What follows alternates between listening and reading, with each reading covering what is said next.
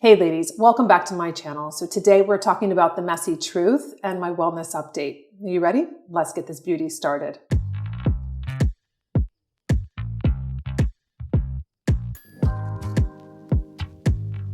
So I have read a book called The Messy Truth by Ali Webb. She was a creative dry bar. I love dry bar. I've been going to dry bar since 2013. I would say I've been to dry bar all over the country. I've been to all of the ones in New York, Colorado, Las Vegas was the most fun. Miami, you name it, I have been. And so when this book came across my email, I thought, you know what? I got to buy it on my Kindle and I got to read this because this is really interesting. And I have some takeaways for you. If you haven't read the book, I just think it's really interesting. It's called The Messy Truth. It's called How I Sold My Business for Millions, but Almost Lost Myself. You never know about someone's personal life or business. You might think you do by social media or by YouTube or what have you, but you really don't know. And this was really interesting how she built this company with her brother and her husband, now ex-husband. And it was just everything that she went through. And I could really relate to a lot of things that she said. So basically the synopsis is she's realizing she had lost sight of what truly mattered. She began a journey of reinvention, embracing imperfections, and finding meaning in life's messy moments. So I did some screenshots because I wanted to share with you kind of my takeaways on the book. So here we have burnout is real. And this is something that I've talked to you about in the last 3 years of building my line and just not really knowing what it would entail and kind of getting lost in that and the stress and everything, which will come into my wellness journey, the second part of this video. So it says people talk about burnout all the time, but I never knew what they were talking about. I could definitely relate. I've had people tell me to slow down for so long. And I'm like, I don't know what that means. I love the breakneck speed of work, the impossible to-do list, the constant chaos of excitement and conflict. I wasn't burnt out. I was thriving, wasn't I? Looking back, I can see that I was using work as an ultimate avoidance mechanism. When I was working, I was too busy to feel. It was safer to work than to be alone with myself and my thoughts. It was easier to build something than to look at myself in the mirror and decide if I even liked what I saw. So I thought that that really resonated with me because that's what I've done a lot. And I felt that her book was very vulnerable. She shared a lot and I was really surprised how deep she actually went with what she shared about her personal life. And I find that it's a slippery slope here on YouTube because I have shared a lot of vulnerable things that have gone in my life when it comes to the IVF and everything I went through. And I've had that used against me in a real personal attacks, but I have to remember how many people it helps by being vulnerable and being real and being true and authentic. So it outweighs having women come at me, whether it's an email. I mean, it's directly to me. It's not just a comment on a video or a comment on a post. It's actually on a phone call or it's an email, which is really kind of alarming and shocking, but that will never stop me from sharing because I find it to be very, very important, especially on social media, to be a real person that goes through real things and goes through hard things. And so I could really identify with what she was saying about burnout. Like, what is that? Like, you're just on this hamster wheel that's basically on fire. And this is the pace that we have. I've always had this pace. It's kind of what I knew, but yet you do reach a burning out point. So going through her journey, it was just very interesting how she really didn't realize that she was losing herself in all of this because you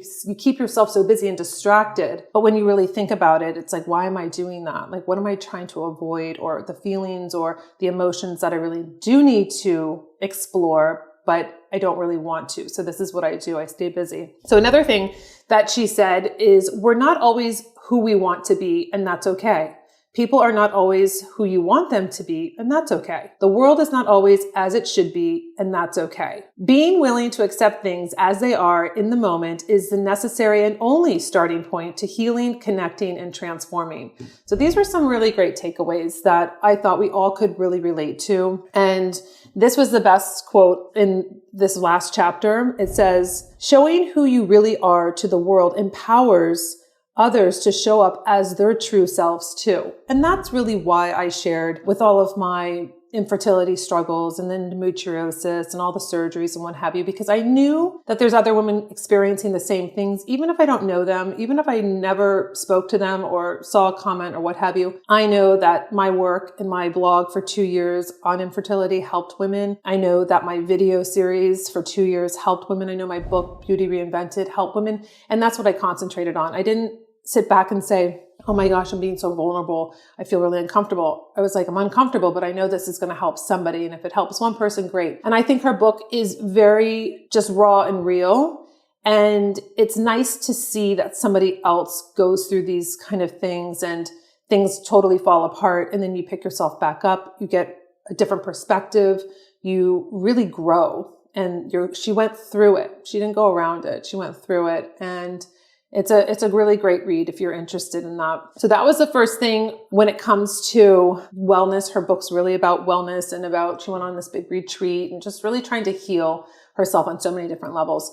So I had told you about the diagnosis that it wasn't a comment, it was a DM. And I find it to be a little invasive when strangers try to diagnose you with a disease. That's just me. It was just too personal. So I was telling you that I felt like I had carpal tunnel or I had something going on. It's not surprising, ladies. I was an esthetician for over 20 years, a makeup artist holding things. I held tweezers for 8 hours a day, literally doing lash extensions. So I knew something would happen along the line because there's just no way I can use my hands like that. I was massaging all the time. I had men clients for facials. So my, chest décolleté and neck area for men was just more strength for my hands than it was really for women. But that was a constant thing that I did practically all day, whether it was facials or it was permanent makeup or it was lash extensions. So I knew maybe I would have problems along the way because I've heard about a lot of massage therapists with their thumbs, etc. So the carpal tunnel or the numbness started in 2020.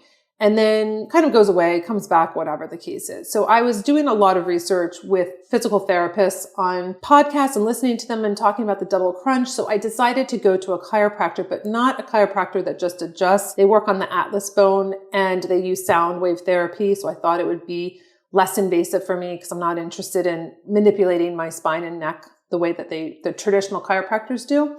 So I went and did that. I did x-rays before, had the sound wave therapy, and then had x-rays after. No real major findings. Like nothing was really way out of whack. My neck's a little bit more straight than it should be. They gave me this neck curvature thing that I actually bought. If you follow me on Instagram, a couple of years, I think it was 2 years ago, I bought one on Amazon, but they said I had to do this adjustment first in order for that to work. So I was on the right track. I just needed to put it in a different process. I did that. And I went back for a follow-up and I really didn't feel any different. I really didn't. So I wasn't sure if that was really it or if it's the way I sleep. I wasn't sure. So I've been doing research. I think that has a lot to do with vitamins and B's and magnesium and things like that I'm working on. I did acupuncture for 4 weeks also at the same time because I was thinking, okay, maybe it's blood flow. Maybe I have to do more things. I'm in the process of doing this women's health test. This is from Everlywell. It's the measure key hormones for a more comprehensive look at your overall health. I'm doing this. I researched a bunch of them. This is saliva and blood, and you take it at certain days of your cycle. So I'm doing this to see what's going on with the hormones. I just did blood work for my primary, and then I go and see him in a week or so, which is just my annual. So I'll have more kind of information. And then I'm going to see the eye doctor today in about an hour because I think my vision has changed more so with having so many screens in my face and wearing glasses and then on the computer. I don't know. So I'm going to actually an ophthalmologist, not an optometrist, because I wanted to see an MD to see what was going on. So with this numbness in my hands, it did disrupt my sleep for a period of time. So I was doing all of these different things to really help my sleep, and I'm going to share those with you. This is a really interesting one. I've mentioned it before on Instagram. I did a lot of research on using mouth tape to sleep better, to breathe only through your nostrils, and the deep sleep and everything. And I have the Aura Ring, so I can really track to see what's happening. I started off with Dream Big. This is a bamboo silk, antimicrobial, two-way stretch, hypoallergenic mouth tape. I picked this color. It's called Cloud. And it has paper on the back. You pull that off and then you just put it on your mouth at night. I slather my lips with my lip balm and then I put this over. This is nice because it's basically just this rectangle going on your mouth and it feels very comfortable. I did want to try a content creator's. She has the Skinny Confidential. She has a really cute case that she made. She's very on brand with her product. She did her own mouth tape and she's actually the one that I learned mouth tape about. This is what hers looked like with her Skinny Confidential printed on here.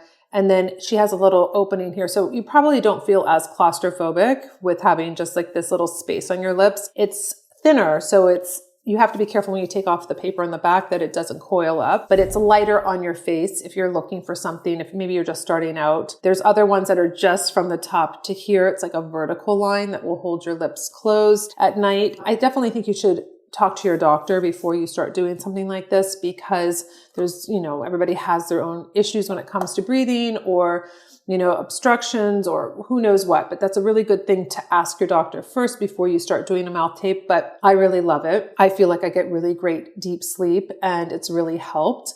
Then it's so funny. It gets a little crazy with everything that I'm doing. And sometimes I have to take a break one night because it's like a lot.